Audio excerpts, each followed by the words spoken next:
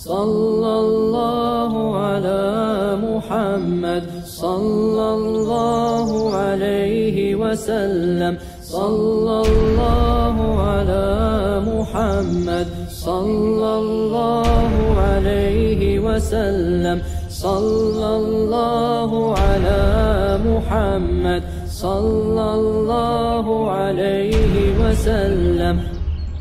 बिस्मिल्लाहिर्रहमानिर्रहीम।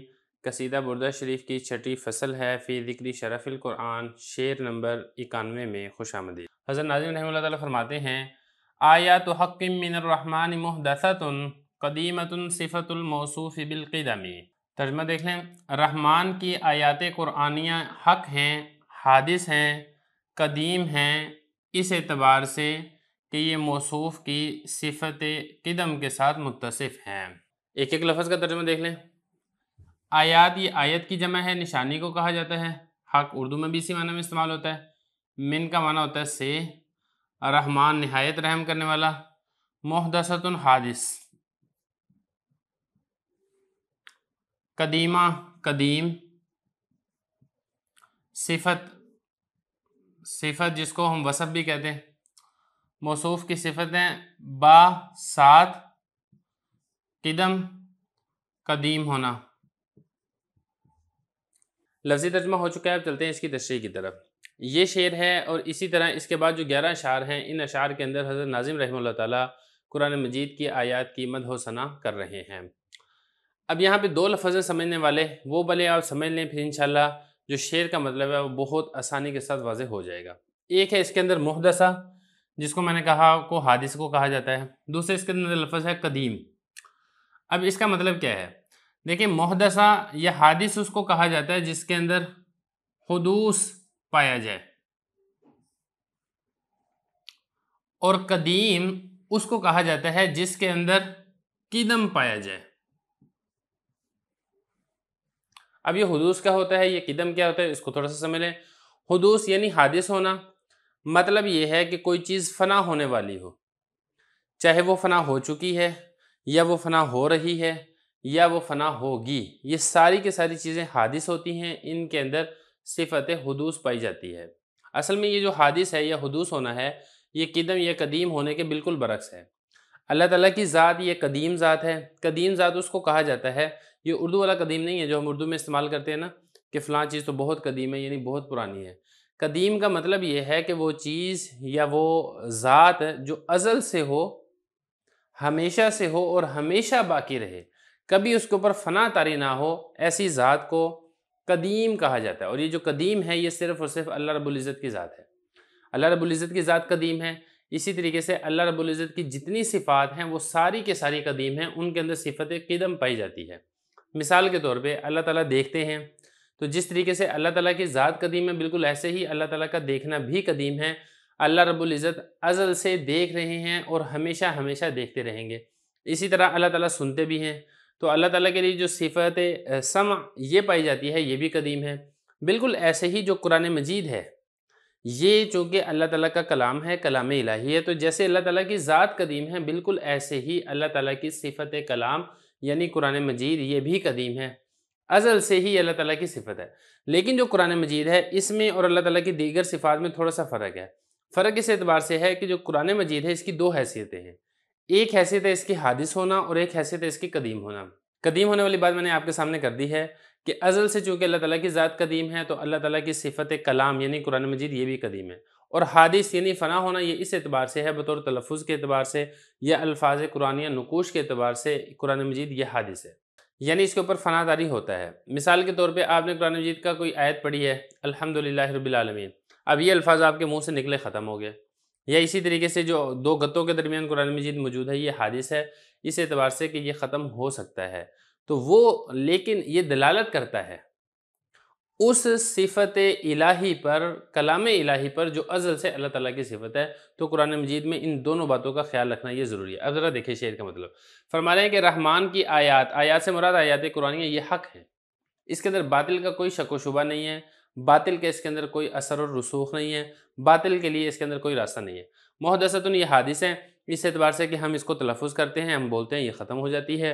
لکھی جاتی ہے، تحریر میں لکھی جاتی ہے، وہ تحریر ختم ہو جاتی ہے، فنا ہو جاتی ہے، لیکن موصوف سے مراد اللہ تعالیٰ کی ذات ہے، یہ اللہ تعالیٰ کی صفت ہے۔ تو جیسے اللہ تعالیٰ خود قدیم ہے، بالکل ایسے ہی اللہ تعالیٰ کی جتنی صفات ہیں وہ بھی صفت قدم کے ساتھ متصف ہیں، یعنی اللہ تعالیٰ کی تمام صفات بھی قدیم ہیں، اور اللہ تعالیٰ کی صفات میں سے ایک صفت یہ کلام الہی بھی ہے، تو قرآن مجید یہ قدیم بھی ہے اور قرآن مجید یہ حادث بھی ہے۔ شعر نمبر 92 دیکھ لیں۔ حضرت ناظم رحمہ اللہ تعالیٰ فرماتے ہیں لم تقترن بزمان وہی تخبرنا عن المعاد وعن عاد وعن ارم۔ ترجمہ دیکھ لیں۔ یہ آیات قرآنیہ کسی زمانے کے ساتھ ملی ہوئی نہیں ہیں اور یہ ہمیں خبر دیتی ہیں آخرت کے بارے میں، قوم عاد کے بارے میں، قوم ارم کے بارے میں۔ ایک ایک لفظ کا ترجمہ دیکھ لیں۔ لم تقترن، نہیں ملی ہوئی،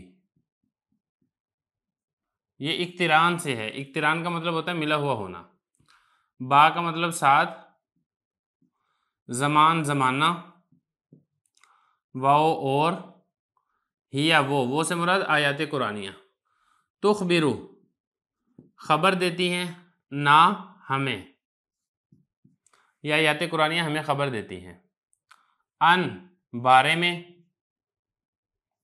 معاد لوٹنے کی جگہ، مراد ہے قیامت، کیونکہ قیامت کی طرف ہر بندہ لوٹ کر جائے گا، واو اور، ان بارے میں، عاد کے بارے میں، واو اور، ان ارم کے بارے میں۔ لفظی ترجمہ ہو چکا ہے، با محاورہ ترجمہ ہو چکا ہے، اب چلتے ہیں اس کی تشریح کی طرف۔ سب سے پہلے عاد کے بارے میں سمجھ لیں۔ عاد ایک شخص کا نام ہے جو پرانے زمانے کے اندر گزرا ہے، اسی شخص کے نام کے اوپر اس کے قبیلے کا نام پڑ گیا تھا جس کو عاد قبیلہ بھی کہا جاتا ہے، قوم عاد بھی کہا جاتا ہے۔ ان کی دو قسمیں تھیں، ایک تھی عاد اولا جس کو عاد ارم بھی کہا جاتا ہے، جیسا کہ یہاں پہ ارم لکھا ہوا نظر آ رہا ہے، اور ایک اس کے بعد میں آنے والے لوگ تھے اسی قبیلے کے جس کو عاد اخرى کہا جاتا تھا۔ اب بعض حضرات یہاں پر یہ بھی فرماتے ہیں کہ جو عاد اولا ہے یہ حضرت ہود علیہ السلام کی قوم تھی، اور عاد اخرى یہ ارم تھی، یعنی جس کو میں نے آپ کو پہلے بتایا تھا نا کہ عاد اولا کو ارم کہا جاتا ہے، دوسرے قول کے مطابق عاد اولا کو نہیں بلکہ جو بعد میں آنے والی عاد کی قوم تھی اس کو قوم ارم کہا جاتا ہے۔ اب اس شعر کا مطلب کیا ہے؟ شعر کا مطلب یہ ہے کہ یہ جو آیات ہیں قرآن مجید کی یہ کسی زمانے کے ساتھ ملی ہوئی نہیں ہیں۔ کیوں؟ کیونکہ جس طریقے سے اللہ تعالیٰ کی ذات قدیم ہے، زمانہ بعد میں پایا گیا، بعد میں وجود کے اندر آیا، اللہ تعالیٰ کی ذات پہلے سے موجود ہے، بالکل ایسے ہی اللہ تعالیٰ کی تمام صفات بھی زمانے سے پہلے پائی جاتی تھی اور پائی جاتی ہیں اور پائی جاتی رہیں گی، تو زمانے کی محتاج نہیں ہے۔ اور اللہ تعالیٰ کی صفات میں سے ایک صفت کلام بھی ہے، بولنا بھی ہے، اور اللہ تعالیٰ کا کلام ہی قرآن مجید کہا جاتا ہے۔ تو جیسے اللہ تعالیٰ کی ذات قدیم ہے، بالکل ایسے ہی آیات قرآنیہ، قرآن مجید یہ بھی قدیم ہے، زمانے سے پہلے ہی یہ پایا جاتا تھا۔ یہ بتا رہے ہیں لم تقترن بزمان، جو آیات قرآنیہ ہیں یہ زمانے کے ساتھ ملی ہوئی نہیں ہیں بلکہ زمانے سے پہلے بھی پائی جاتی ہیں۔ آگے دیکھیں وحی تخبرنا، یہ جو آیات قرآنیہ ہیں یہ ہمیں خبر دیتی ہیں معاد کے بارے میں، قوم عاد کے بارے میں اور ارم کے بارے میں، یعنی قرآن مجید کی آیات کے اندر معاد یعنی آخرت کا ذکر ہے، جیسے کہتے ہیں نا وَبِالْآخِرَةِ هُمْ يُوقِنُونَ، اسی طریقے سے وَهُوَ الَّذِي يَبْدَأُ الْخَلْقَ ثُمَّ يُعِيدُهُ وَهُوَ أَهْوَنُ عَلَيْهِ، یہ ساری کی ساری آیات، اس کے علاوہ بھی بے شمار آیات ہیں جن میں آخرت کا تذکرہ ملتا ہے۔ اور اسی طریقے سے قوم عاد کا تذکرہ یہ بھی آپ کو قرآن مجید میں ملتا ہے، وَإِلَىٰ عَادٍ أَخَاهُمْ هُودًا قَالَ يَا قَوْمِ اعْبُدُوا اللَّهَ مَا لَكُم مِّنْ إِلَٰهٍ غَيْرُهُ أَفَلَا تَتَّقُونَ، سورہ اعراف کے اندر آتا ہے۔